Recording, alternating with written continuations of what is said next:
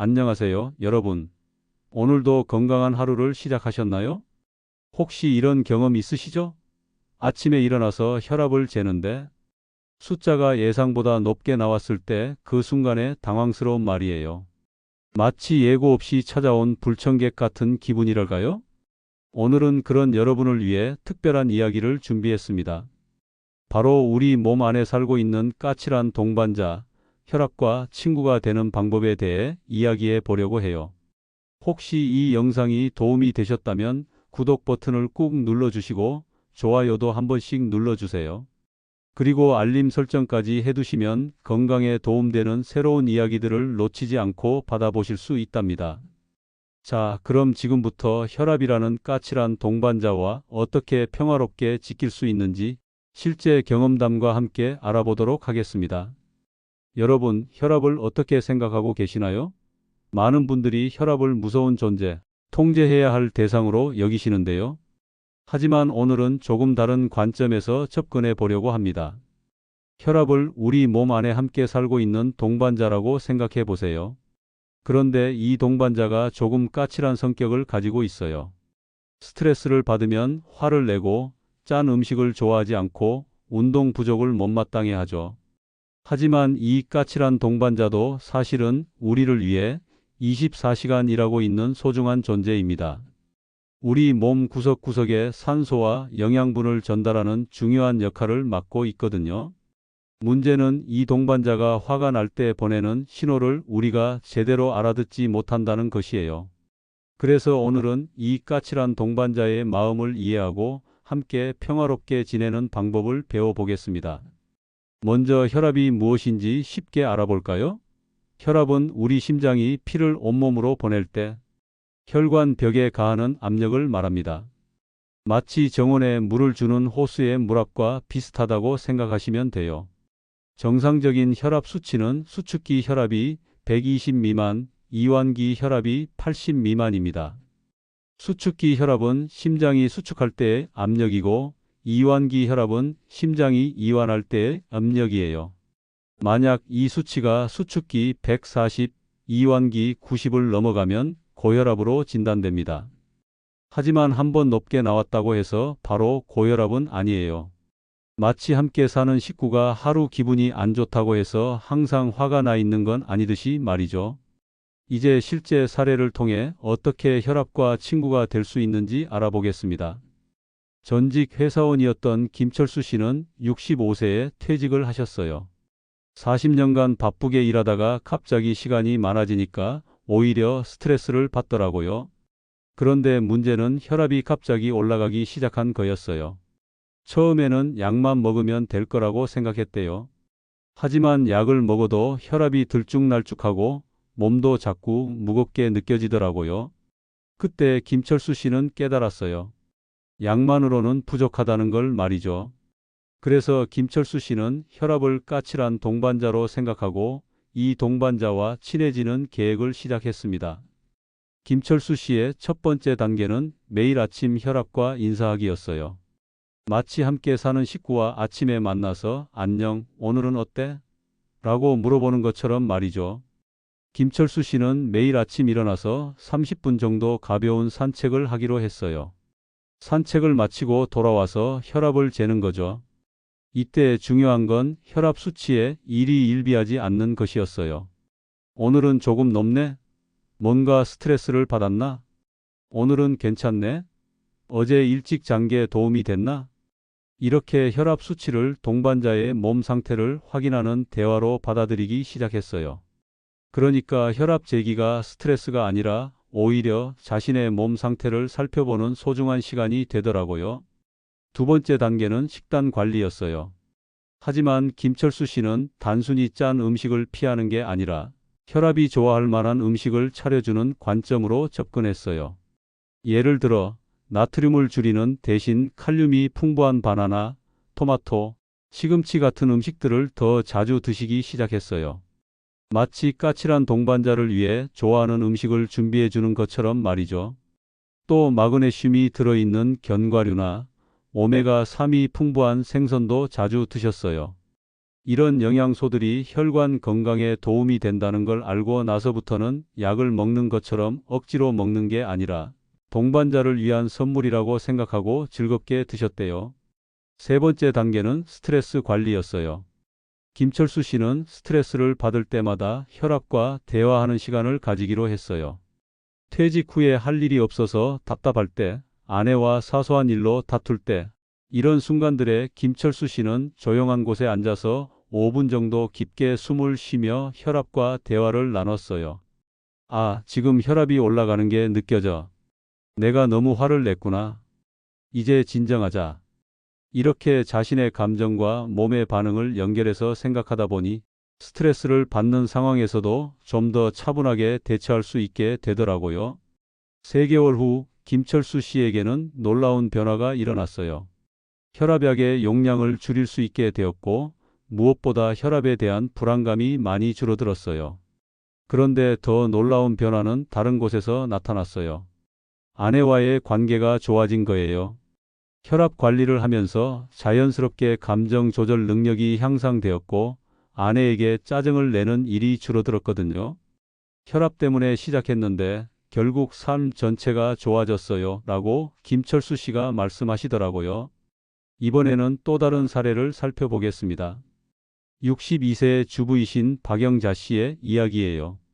박영자 씨는 갱년기를 겪으면서 혈압이 올라가기 시작했어요. 호르몬 변화 때문에 몸도 마음도 힘들었는데 거기에 혈압까지 오르니까 정말 우울하셨대요. 처음에는 갱년기라서 어쩔 수 없다고 체념하셨어요. 하지만 박영자 씨는 자신만의 방법으로 혈압과 친해지기 시작했습니다. 박영자 씨가 처음 시작한 것은 혈압 기록장이었어요. 하지만 단순히 숫자만 기록하는 게 아니라 그날그날의 몸 상태와 기분을 함께 기록하기 시작했어요. 오늘 혈압 145에 90, 어제 잠을 잘 못 잤고 아침에 시어머니한테 전화 받고 스트레스 받았음. 점심에는 라면 먹음. 이렇게 혈압 수치와 함께 그날 있었던 일들을 함께 적어 나갔어요. 한 달 정도 기록하고 나니까 패턴이 보이기 시작했어요. 잠을 잘 못 잔 다음 날은 혈압이 높고 스트레스를 받은 날도 높고 짠 음식을 먹은 날도 높더라고요. 반대로 일찍 잔 날, 기분 좋은 일이 있던 날, 운동한 날은 혈압이 안정적이었어요. 박영자 씨는 여기서 재미있는 아이디어를 생각해냈어요. 하루 혈압 변화를 물통으로 이해하는 방법이었어요. 아침에 일어났을 때의 혈압을 물통의 기본 용량이라고 생각하고 하루 종일 스트레스나 피로, 짠 음식 등이 물통에 물을 붓는다고 상상한 거예요. 반대로 운동이나 휴식, 좋은 음식 등은 물통에서 물을 빼는 역할을 한다고 생각했고요. 이렇게 생각하니까 혈압 관리가 훨씬 구체적이고 재미있게 느껴지더라고요. 아, 오늘 물통이 거의 넘칠 뻔했네. 내일은 좀 더 조심해야겠다. 이런 식으로 말이죠. 박영자 씨는 혈압 관리를 위해 요가를 시작했어요. 하지만 단순한 운동이 아니라 혈압 마사지라는 개념으로 접근했어요. 요가 동작 하나하나가 혈관에게 주는 마사지라고 생각하니까 운동이 아니라 치유의 시간처럼 느껴지더라고요. 특히 호흡법을 배우면서부터는 스트레스 받을 때마다 깊은 호흡으로 마음을 진정시킬 수 있게 되었어요. 6개월 후 박영자 씨의 혈압은 안정을 찾았어요. 하지만 더 중요한 변화는 자신감을 회복한 것이었어요. 갱년기 때문에 우울하고 무기력했는데 혈압 관리를 성공적으로 해내면서 나도 할 수 있구나라는 자신감을 되찾으셨어요. 그래서 요가 강사 자격증까지 취득하시게 되었고 지금은 동네 어르신들에게 요가를 가르치고 계세요. 혈압 관리를 하면서 인생이 바뀌었어요. 건강도 찾고 새로운 꿈도 생겼어요. 라고 박영자 씨가 말씀하시더라고요. 지금까지 두 분의 사례를 통해 혈압과 친해지는 방법을 알아봤는데요. 이제 여러분도 바로 실천할 수 있는 구체적인 방법들을 알려드리겠습니다. 첫째, 혈압 측정을 부담스러워하지 마세요. 대신 매일 아침 함께 사는 식구에게 오늘은 어때? 라고 인사하는 것처럼 자연스럽게 접근해 보세요. 혈압을 잴 때는 5분 정도 안정을 취한 후에 재시고 하루에 여러 번 재지 마세요. 아침에 한 번, 필요하면 저녁에 한 번 정도가 적당해요. 수치에 너무 민감하게 반응하지 말고 일주일이나 한 달 단위의 변화 추세를 보는 게 중요합니다. 혈압 관리에 도움이 되는 음식들을 소개해 드릴게요. 칼륨이 풍부한 음식들부터 알아볼까요? 바나나, 오렌지, 토마토, 시금치, 브로콜리 같은 과일과 채소들이 있어요. 이런 음식들은 나트륨을 배출하는 데 도움이 됩니다. 마그네슘이 들어있는 견과류나 씨알류도 좋아요. 아몬드, 호두, 해바라기 씨 같은 것들을 간식으로 드시면 좋습니다. 오메가3 지방산이 풍부한 생선도 일주일에 2번 정도는 드시는 게 좋아요. 고등어, 삼치, 연어 같은 생선들이 혈관 건강에 도움이 됩니다. 반대로 피해야 할 음식들도 있어요. 나트륨이 많은 가공식품, 인스턴트 음식, 짠 국물류는 가능한 한 줄이시는 게 좋습니다. 스트레스 관리는 혈압 관리의 핵심이에요. 하지만 스트레스를 완전히 없앨 수는 없으니까 스트레스를 받았을 때 어떻게 대처할지가 중요해요. 간단한 호흡법부터 시작해 보세요. 4초 동안 숨을 들이쉬고 4초 동안 참았다가 4초 동안 천천히 내쉬는 방법이에요. 이걸 5번 정도 반복하면 마음이 진정되는 걸 느낄 수 있을 거예요. 또 하나는 감사 기록 쓰기예요. 매일 자기 전에 그날 감사했던 일 3가지를 적어 보세요. 사소한 것도 괜찮아요. 오늘 날씨가 좋았다. 맛있는 밥을 먹었다. 가족이 건강했다. 이런 것들도 충분해요. 운동은 혈압 관리에 정말 중요해요. 하지만 무리한 운동은 오히려 혈압을 올릴 수 있으니까 적당한 강도의 유산소 운동이 좋습니다. 걷기가 가장 좋은 운동이에요. 하루 30분, 일주일에 5일 정도 걸으시면 됩니다. 처음에는 10분부터 시작해서 점점 늘려나가세요.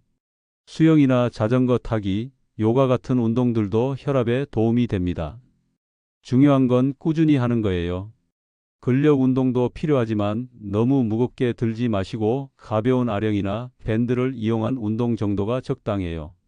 혈압 관리를 할 때 꼭 지켜야 할 주의사항들이 있어요. 첫째, 약물 치료를 받고 계신다면 의사와 상의 없이 임의로 약을 끊거나 줄이시면 안 됩니다. 생활습관 개선과 약물 치료를 병행하시는 게 가장 좋아요. 둘째, 혈압이 갑자기 많이 오르거나 어지러움, 두통, 가슴 답답함 같은 증상이 있으면 즉시 병원에 가셔야 해요. 셋째, 혈압 관리는 단기간에 되는 게 아니에요.